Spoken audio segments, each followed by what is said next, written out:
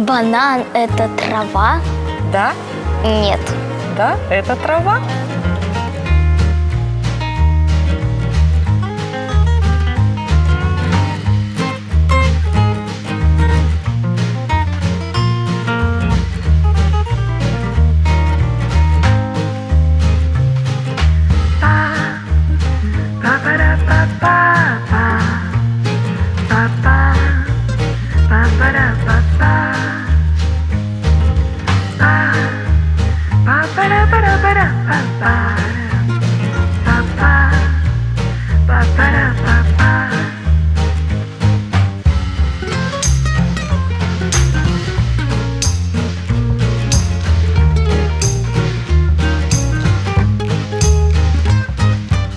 Здравствуйте! Какой прикольный у вас передничек. А кем вы здесь работаете? Здравствуй, я работаю в ботаническом саду в отделе садоустройства и садово-паркового строительства. Занимаемся мы благоустройством, выращиванием летников, цветочных, декоративных растений. Полностью обслуживаем ботанический сад, аллеи, сезонные работы. Это все в наш отдел садоустройства. Меня зовут Елена. Очень приятно познакомиться. Мне тоже. Похоже, вы тот самый человек, который много и в общем может рассказать нам о том, что такое ботанический сад. Да, совершенно верно. Все, что знаю, расскажу обязательно. Поехали! Мы с тобой в производственной теплице. Именно здесь все начинается с ранней весны. Мы выращиваем цветы из маленьких семян. Посмотри. Вот из каждого семечка получается вот такой замечательный цветок, который сначала проходит период роста, потом мы его подкармливаем. Если вдруг цветок плохо растет, мы обязательно смотрим, что же с ним не так. Подкармливаем его каким-нибудь удобрением или обрабатываем. Потом бережно его выращиваем, и с этим горшочком мы идем на цветник, где садим прекрасные композиции, которыми потом любуются все посетители ботанического сада. И вся эта процедура проходит приблизительно с каждым растением, будь то однолетний цветок или большое дерево, которое произрастает у нас на территории. Оно проходит свой период роста и находит свое место в ботаническом саду. Здорово. А сколько таких мест в ботаническом саду и вообще какого он размера? Ботанический сад занимает около 10 гектаров площади, и на нем выращивается более 15 тысяч наименований растений. Ничего себе! Пойдем на улицу, я тебе покажу уже нашу территорию и где произрастают наши цветы. Пойдемте.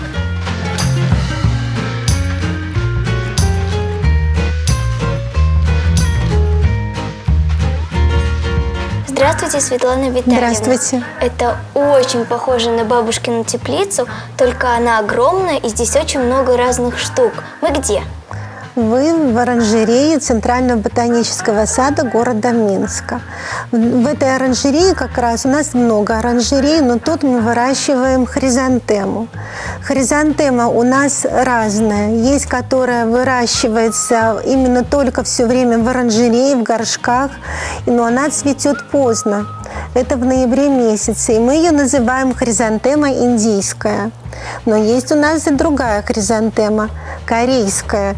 Она уже выращивается у нас в условиях открытого грунта, это точнее на улице. Там у нас поле на улице, там уже есть возможность у всех посетителей прийти осенью и полюбоваться этим цветочком. А зачем столько хризантем? Ну, ботанический сад, он как бы его функция для того, чтобы сохранить разнообразие разных видов и сортов растений. И вот тут у нас представлено более 300 сортов хризантем. Та, которая выращивается в оранжерее, и на поле можно увидеть более 200 хризантем, которые цветут у нас осенью. И вы занимаетесь только хризантемами или еще другими видами растений? Нет, учитывая то, что тут большое разнообразие сортов, то, что занимаю я половину оранжереи, большое огромное поле, ну, как бы в ботаническом саду, за которое требуется уход, можно сказать, что ежедневный, то как бы только одной хризантемы мне достаточно. Хорошо. И что, один человек может справиться с таким количеством растений? Главное правильно организовать свое время, учитывать это сроки посадки растения, сроки черенкования растения, когда необходимо высадить на поле, и постепенно, ж не сразу вся работа делается в один момент, идет постепенно ее распределение этой работы. И, как видите, справляюсь. Чудеса. А мы на один бабушкин парник работаем всей семьей.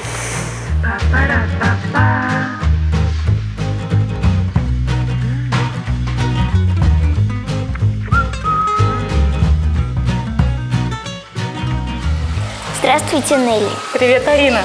Черепашки. Да, солнышко, у нас есть черепашки в оранжерее. Они у нас живут уже давно. Давай немножко ближе мы с тобой подойдем, посмотрим. Они у нас живут давно уже. Нам их принесли посетители, поэтому уже они наши, скажем, жители нашей оранжереи. У нас их 6 штучек. Поэтому они очень милые, очень захватывающие для детей. Они просто здесь всех детей, наверное, просто не оторвать. Но, что хочется сказать, жалко, черепашки эти даже могут укусить. Поэтому ни в коем случае пальчики черепашкам не надо показывать им, давать, потому что они кусаются очень сильно. И прям может пойти кровь из пальца. Поэтому ни в коем случае нельзя опускать воду в руки.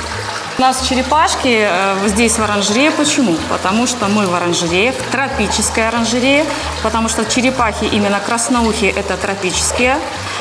И им у нас очень хорошо, тепло и очень уютно. То есть они как дома? Да, солнышко, им здесь очень хорошо. Видишь, тепло, себе плавают. Кто отдыхает на камушке, кто ждет, что скоро их покормят, потому что, как лето, они очень прожорливые, я бы их, наверное, так даже назвала. Но зимой они уходят в небольшую спячку, и поэтому даже зимой их меньше кормим, реже. Но летом, конечно, они очень много едят. А чем они питаются? Ой, знаешь, в принципе, черепах можно кормить, если в домашних условиях, даже, если честно, и здесь, и мясом, курица, и рыба. А мы покупаем специальный корм для черепах, и поэтому кормим чисто кормом, который сбалансирован, у которого есть все добавки, минералы, и который очень полезен для них. Здорово. Смотри, Арин, у нас много черепашек, есть черепашки, но не только этот дом для черепах, у нас же есть растения тропические и субтропические. Давай я тебе сейчас расскажу и покажу. Давайте. Светлана Витальевна, судя по воздуху, для того, чтобы работать в этой оранжерее, нужно очень любить тепло, как и ваши хризантемы, правильно? Если брать культуру хризантемы, то она, конечно, не совсем любит такую жару, но в летний период, конечно, нам приходится приспосабливаться с ней. Мы стараемся, конечно, контролировать с помощью градусников температуру, но летом, конечно, тут сложно ее контролировать. То, что мы единственно можем, это приоткрыть форточки и поднять такую притеночку. Так она, конечно, себя более чувствует комфортно, когда температурный режим где-то 18-25 градусов. Что касается зимнего периода, потому что у нас тут сохраняется в оранжерее маточник, это значит, мы оставляем каждый сорт несколько горшков с этими растениями, и они у нас таким образом зимуют в горшочках, для того, чтобы потом снять черенки в конце уже зимы или весной.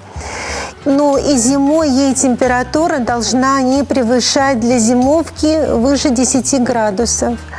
И у нас тогда мы тут же обращаемся к этому градуснику, смотрим, какая температура у нас на данный момент.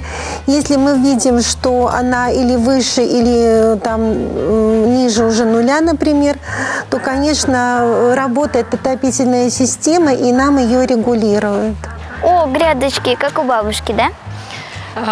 Похоже, но не совсем. Это производственные теплицы, где мы пикируем весной растения, оберегаем их, накрываем от заморозков, и потом уже с этого места мы тоже их выкапываем и садим на места их постоянные.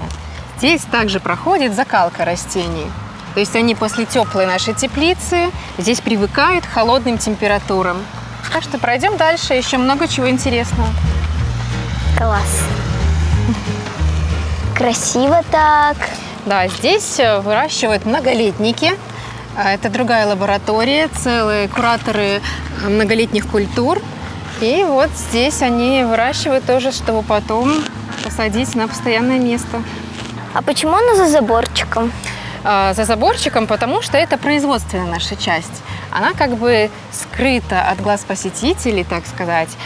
Здесь происходит выращивание вот из маленького растения, придают какой-то красивый вид кусту, дереву, хвойному дереву. И потом уже, когда оно становится красивым, компактным, сформированным, уже идет на территорию, где ходят посетители и уже любуются этим цветком. А что здесь за помещение, теплица или как это правильно называется? Это теплицы наши. Здесь выращивают тропические, это суккуленты, кактусы и фондовая оранжерея. Фондовая, она рассчитана на то, чтобы сохранить биоразнообразие тропических растений. Там можно увидеть огромные пальмы или какие-нибудь кактусы редкие. Поэтому она тоже закрыта, но у нас бывает период, когда проводят экскурсии даже, как и для детей, так и для взрослых, по этой закрытой нашей части фондовой оранжереи. Супер, я люблю пальмы и кактусы. Ну вот смотри, это здание двухэтажное, вот там пальмы до самого потолка. Это называется наш пальмарий. Класс, прям такие высокие. Да, именно так.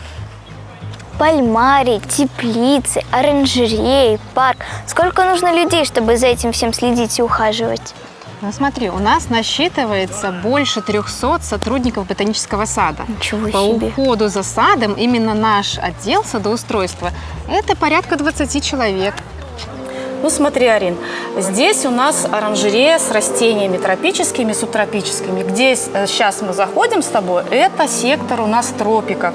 Здесь всегда на протяжении всего года, круглый год поддерживается температура 25-27 градусов. Влажность у нас 70-90% иногда бывает. А дальше мы с тобой потом пройдем. У нас есть и другие сектора, там уже субтропики. Летом, конечно же, там точно так же жарко и влажно. Ну а зимой мы поддерживаем температуру немножко попрохладнее, потому что все-таки в субтропиках тоже бывает зимовка. Скажем, растения, которым немножко температура нужна, плюс 12, плюс 14 градусов. Поэтому немного там зимой у нас более прохладно. Мы с тобой потом пройдем и покажу там еще растения. Но обрати внимание, конечно же, самое главное, наверное, в любой оранжерее, в тропиках, самое, что привлекает внимание, это, конечно, лианы, да? Огромные лианы, которые плетутся прямо у нас по нашим всем столбам.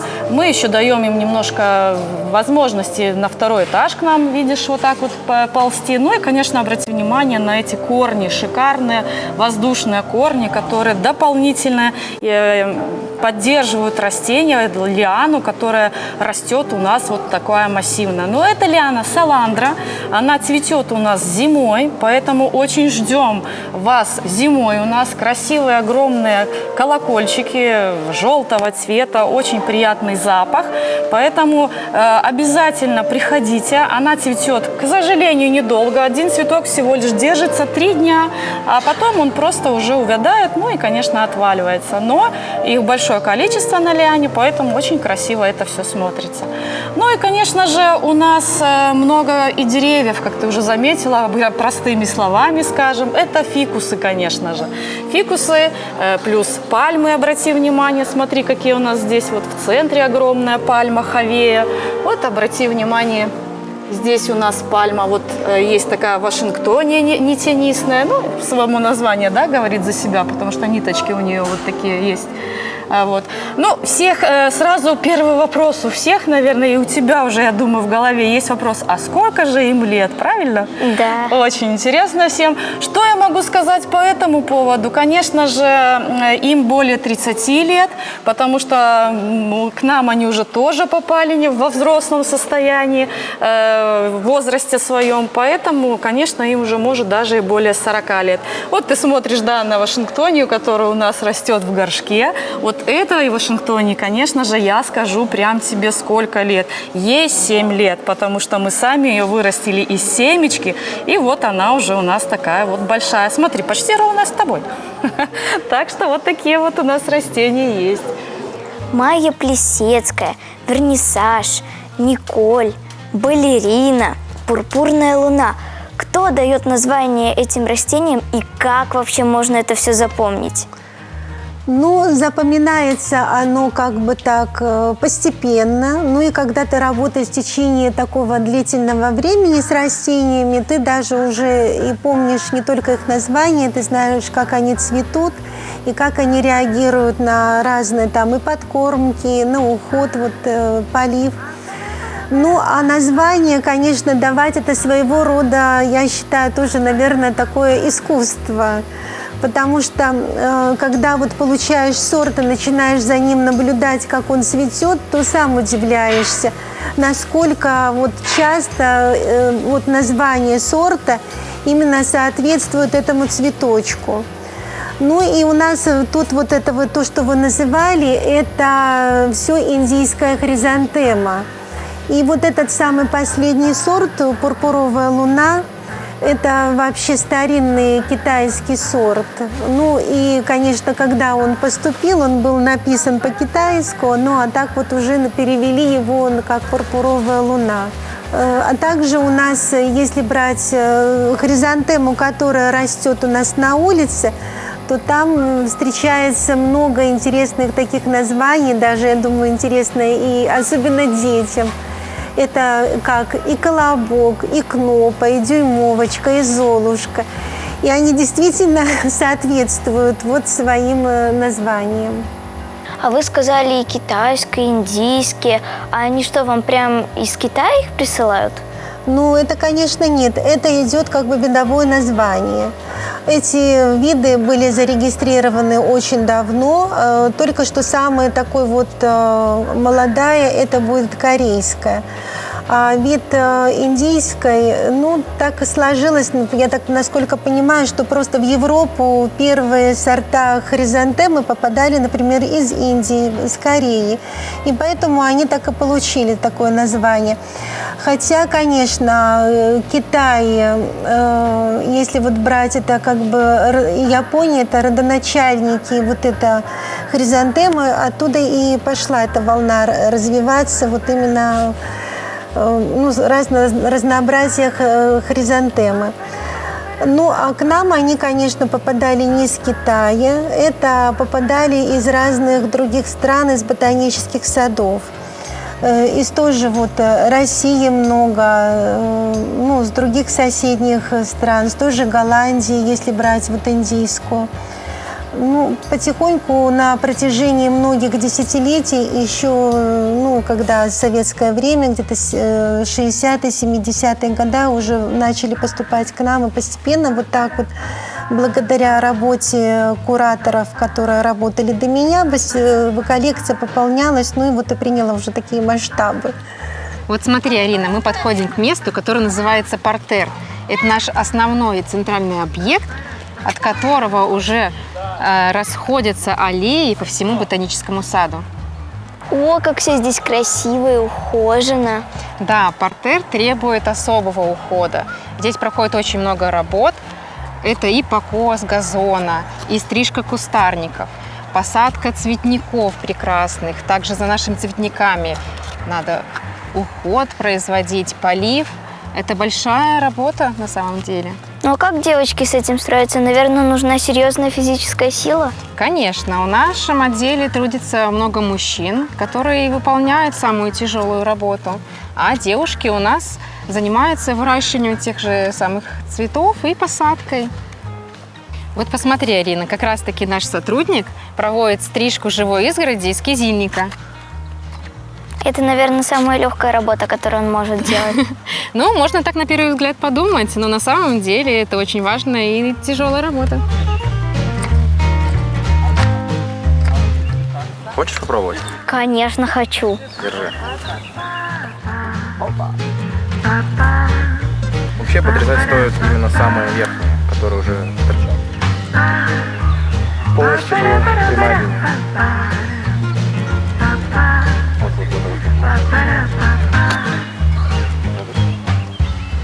Ну да, это только выглядит просто. Матвей, работа в ботаническом саду – это работа мечты? Да, знаешь, Арин, мне нравится. Вот у нас Минск такой шумный и большой город, постоянные пробки, суматохи. А сюда ты приходишь, и получается как какой-то такой маленький райский уголок. Постоянно куча разных видов птиц, белочки пробегают. Сейчас мы, кстати, можем услышать соловья. А также даже зайчики. А по ночам выползают ежики. По ночам?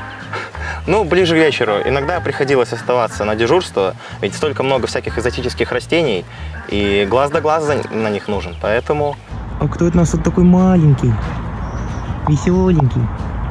Здорово, парень. Такие вот моментики. Это вожик в ботаническом саду. Тополевая улица. Магазин. А это вожик вылез на пробежку. Опа! Какой прикольный. Спасибо, Матвей. Привет ежикам.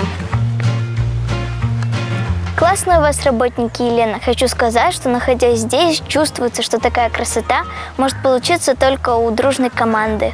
Да, Арина, это дружный коллектив и большая команда, а все вместе ботанический сад – это памятник природы республиканского значения, историко-культурная ценность. У меня уже был такой вопрос в хризантемах, а здесь тем более папайя, дынное дерево, драцена, кодиум. Как это вообще все можно держать в голове? Ой, знаешь, наверное, когда я вообще пришла в эту сферу работать, конечно, у меня тоже были такие вот моменты, как можно это все запомнить. У меня даже подруга, знаешь, как сказала: успокойся, медведя могут научить. Говорит, а ты не выучишь эти слова? Конечно же, было тяжело, но оно приходит с годами, наверное. Ты уже просто вникаешь в эти растения, ты живешь с ними. На данный момент растения, которые здесь в оранжерее, для меня просто дети. И каждая мама знает же название, имя своего ребенка, правда? Точно так же и я. Я очень быстро ориентируюсь, я очень быстро запоминаю название, ну, уже и знаешь, как, кто выглядит, и поэтому без проблем это все запоминается для меня. Ариночка, а вот мы с тобой заговорили про папайю, ты у меня спрашивала, да? Хочется тебе показать, у нас в оранжерее есть и плодовое растение. Вот та же самая папайя, про которую ты спрашивала, это очень полезный фрукт. Обязательно его надо кушать, если есть возможность, обязательно. Он помогает пищеварению. Папайя лечит раковые клетки, поэтому плоды обязательно кушаем.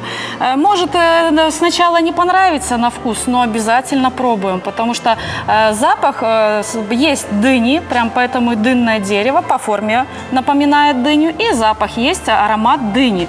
Но по вкусу чем-то, наверное, больше напоминает морковку и тыкву, поэтому такой немножко своеобразный вкус, но обязательно кушаем папайю, хорошо? Хорошо. Видишь, обязательно. А сейчас пойдем, я тебе покажу.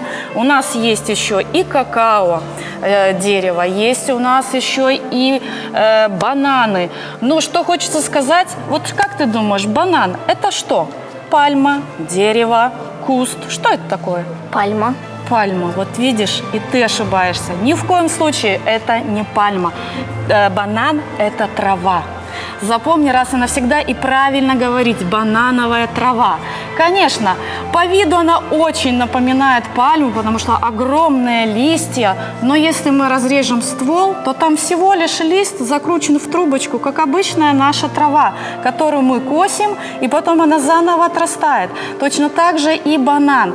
Он растет примерно 2 года у нас до момента того, как он зацветает. И тебе повезло, сегодня ты увидишь цветок банана и даже уже бананы маленькие. Давай пройдем мы с тобой немножечко вперед. Обрати внимание, какая висит шишка прямо на листьях. банана. Из центра, видишь, выходит шишка. Это цветок, видишь, да, вот эту шишку? Она там уже с лепестками, и вот тычиночки торчат. А если ты ближе к листикам сюда на нас посмотришь, смотри, там бананчики маленькие уже торчат. Видишь? Точно. Это джекфрут настоящий? Да, солнышко, Арин, да, это джекфрут. У нас тоже они растут. Но, к сожалению, конечно, они не вырастают в таких размерах, как в природе. Но у нас в прошлом году созрел он примерно где-то килограмм, может, 1,5 было. Ничего себе. Да, они очень вкусные, сладкие. Наверное, знаешь, слаще даже, чем манго. Вот прям настоящие, очень вкусные. Поэтому вот у нас есть тоже джекфрут. Вы пробовали? Да, мы попробовали. В прошлом году нам повезло. Не знаю, ли этот созреет до такого момента, что уже можно будет кушать. Но будем надеяться. Супер. А сколько нужно времени, чтобы из семечка получился большой цветок, с которым можно идти на день рождения? Ну, если брать вот именно из семечка, то, к сожалению, из семечка хризантема, если мы соберем, например, вот с этой хризантемы, когда она зацветет семечко, если мы посеем, то они не будут похожи на своего родителя, они будут сильно отличаться. И поэтому у нас мы делаем весной, снимаем череночки. Это вот когда берется вот такая вот часть растения, около 10 сантиметров, мы высаживаем специальный череночник, там укореняется именно весной это все происходит. Потом мы дальше высаживаем в горшочки и на улицу. И в этот же год, уже осенью, они у нас цветут. Они формируют достаточно такие кустики, где мы можем срезать их, ну и на букет кому-нибудь и подарить. Ух, как здорово! А это оранжерея и есть ваше рабочее место, и вы здесь проводите весь год? Ну, я как говорила, что у меня как бы не только оранжерея, а также еще есть участок, где высажено большое количество хризантем для того, чтобы люди могли прийти уже где-то с августа месяца и до самых заморозков, до конца октября, посмотреть и полюбоваться хризантемами, и заодно и пофотографироваться с ними.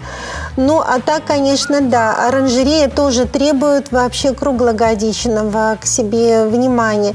Если то, что растет у нас на улице, то это, как говорится, все, заморозки пришли, и мы там поле подготовили к зимовке, и как бы до весны все, я ухожу с поля. То в оранжерее мне приходится работать постоянно. Это надо каждый раз, когда я прихожу на работу, я первым делом иду в оранжерею, даже несмотря на то, что там это уже не лето, а зима, и проверяю, в каком состоянии растения.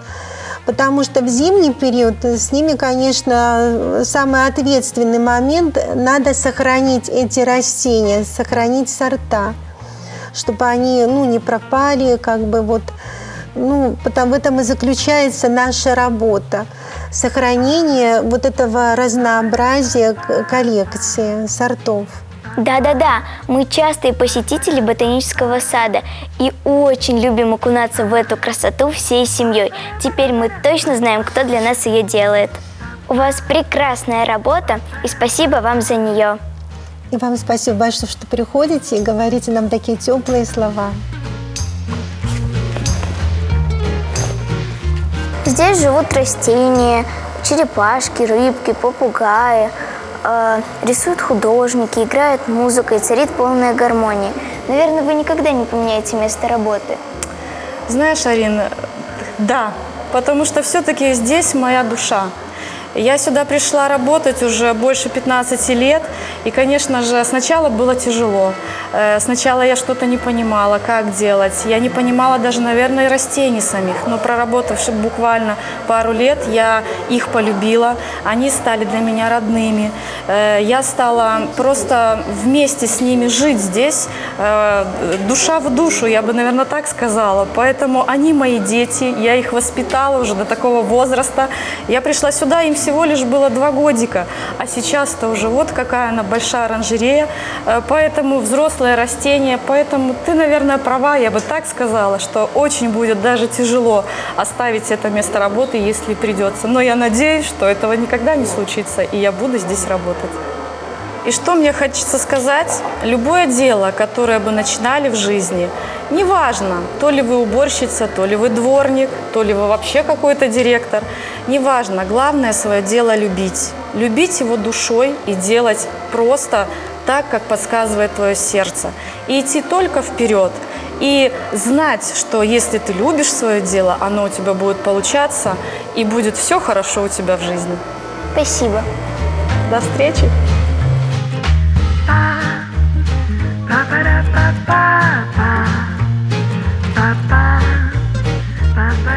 Главное – баланс, любовь к себе и своему делу. Отдавайте и получайте 2 раза больше взамен. И банан – это трава, ребят. Увидимся!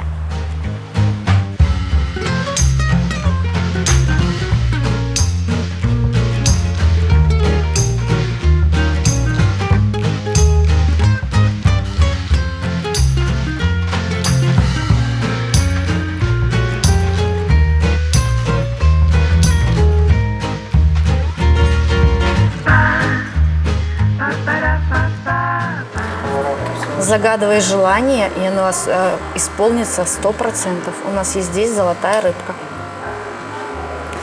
Только вот так точно, прям хочу, чтобы 31 декабря у меня появился, не знаю, там, котик, собачка, не знаю, ну прям породу говори про себя.